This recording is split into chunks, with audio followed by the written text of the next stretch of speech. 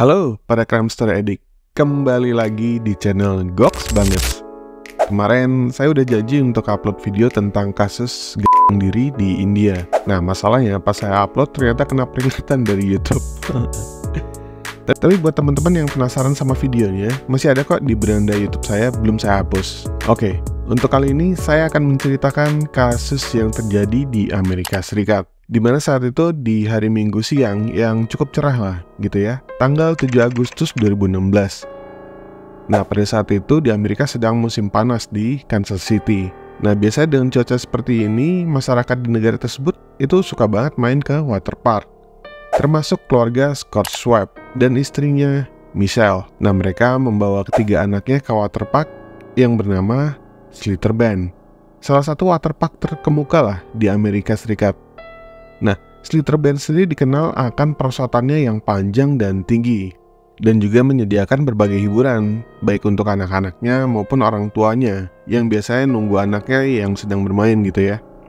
Nah, harga masuknya sendiri ini cukup mahal lah, $45 atau setara 727.000 untuk dewasa, dan $35 atau setara hampir 600 ribuan lah untuk tiket anak-anak. Nah, tapi keluarga Schwab ini, mereka dapat undangan bermain gratis di sana seharian, plus makanan buffet.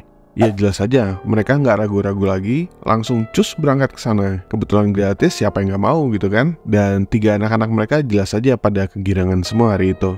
Apalagi di waterpark Slaughter Bend Kansas City ini, ada wahana yang bernama Verak.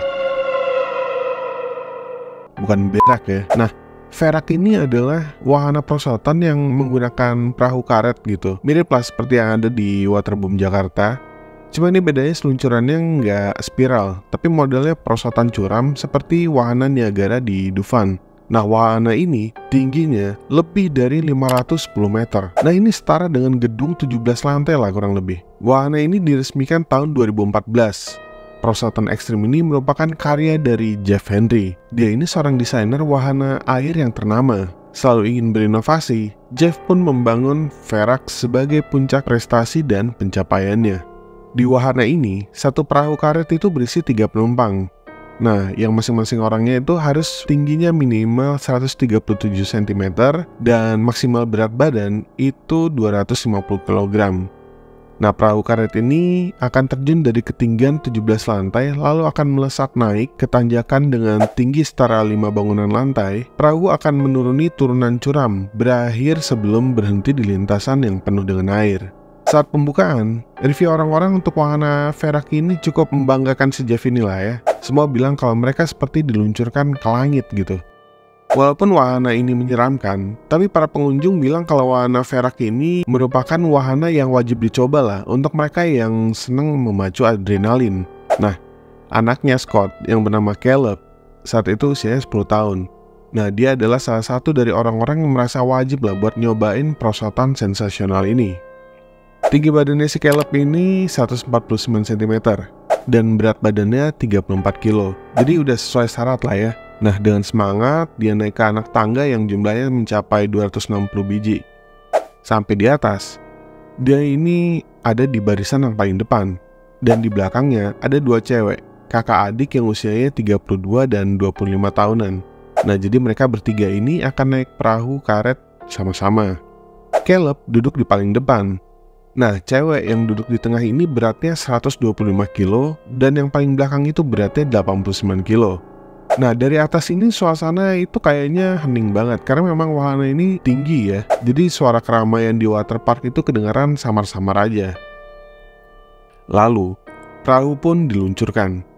Suara keseruan Caleb dan dua cewek di belakangnya itu terdengar saat mereka akan terjun secara vertikal dari ketinggian 510 meter lebih ini. Nah seharusnya keseruan mereka ini cuma sebentar aja, karena waktu rata-rata satu perahu sampai ke landasan terakhir itu cuma 18 detik aja. Cuma dalam beberapa detik perahu meluncur ke bawah menuju tanjakan kedua setinggi 165 meter. Namun alih-alih tetap di jalur fiberglass perosotan, perahu itu malah terpelanting ke arah langit. Dan darah pun terciprat ke berbagai sudut perahu dan perosotan. Apa yang terjadi?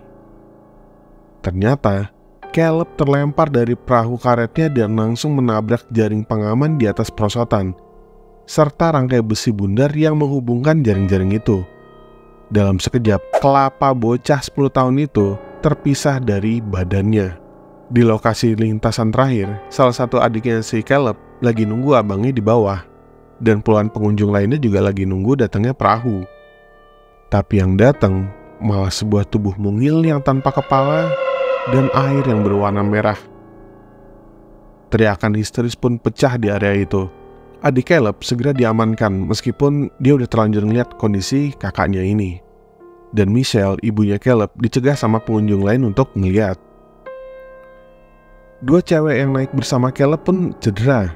Satu menderita patah tulang dan satunya lagi mengalami retak di wajahnya. Dan ini juga memerlukan beberapa jahitan. Tapi seenggaknya mereka selamat lah gitu.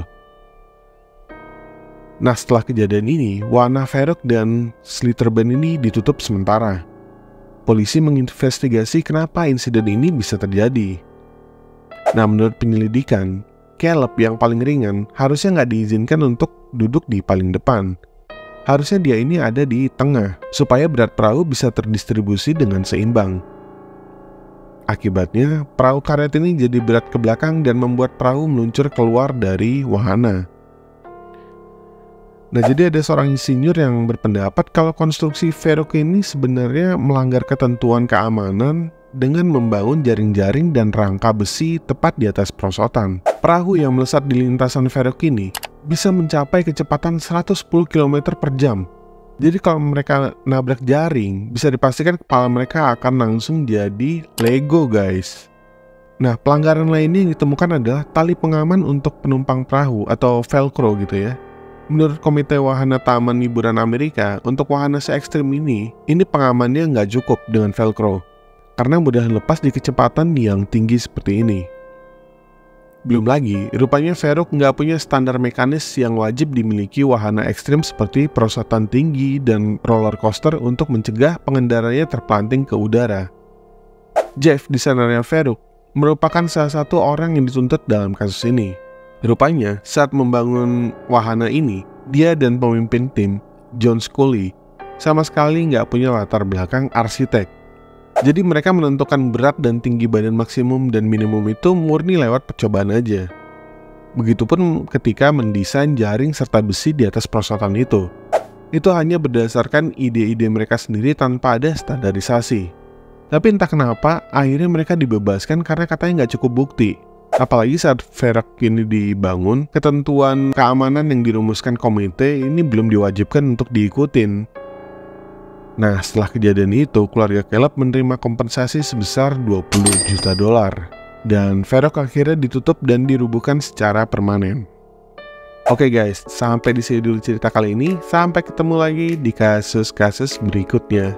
See you!